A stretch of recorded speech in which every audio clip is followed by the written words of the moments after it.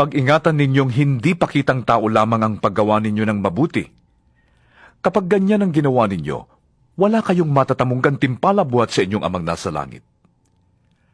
Kaya nga, kapag naglilimos ka, huwag mo nang ipag-ingay pa na gaya ng ginagawa ng mga mapagkunwari. Naglilimos sila sa mga sinagoga at sa mga lansangan upang sila'y mapuri ng mga tao. Sinasabi ko sa inyo, tinanggap na nila ang kanilang gantimpala.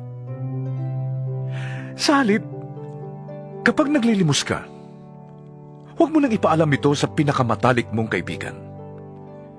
Gawin mo ng lihim ang iyong paglilimos, at ang iyong amang nakakakita ng kabutihang ginagawa mo ng lihim, ang siyang magbibigay ng gantimpala sa iyo.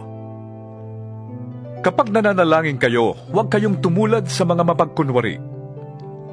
Mahilig silang manalangin nakatayo sa mga sinagoga at sa mga kanto upang makita ng mga tao.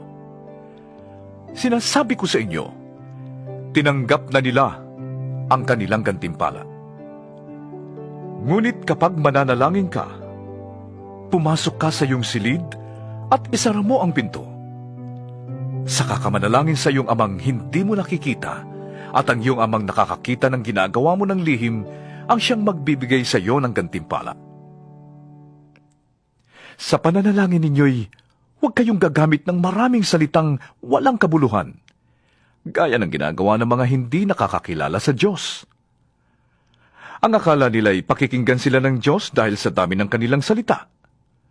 Huwag ninyo silang tutularan. Alam na ng inyong Ama ang inyong kailangan bago pa ninyo ito hingin sa Kanya. Ganito kayo mananalangin: Ama naming nasa langit, sambahin nawa ang pangalan mo.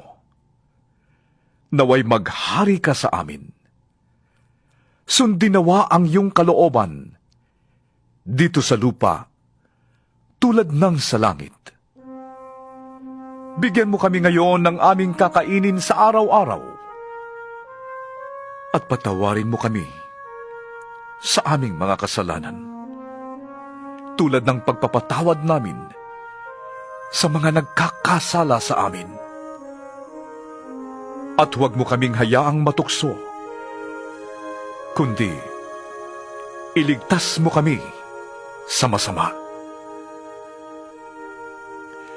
Sapagkat kung pinapatawad ninyo ang mga nagkakasala sa inyo, patatawarin din kayo ng inyong Amang nasa langit.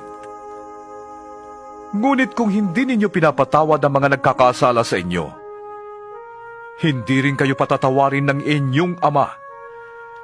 Kapag kayo'y nag-aayuno, huwag kayong magmukhang malungkot na tulad ng mga mapagkunwari. Hindi sila nag-aayos upang malaman ng mga tao na sila'y nag-aayuno. Sinasabi ko sa inyo, tinanggap na nila ang kanilang gantimpala. Sa halip, kapag ikaw ay nag-aayuno, maghilamos ka at mag-ayos ng buhok, upang huwag mapansin ng mga tao na ikaw ay nag-aayuno.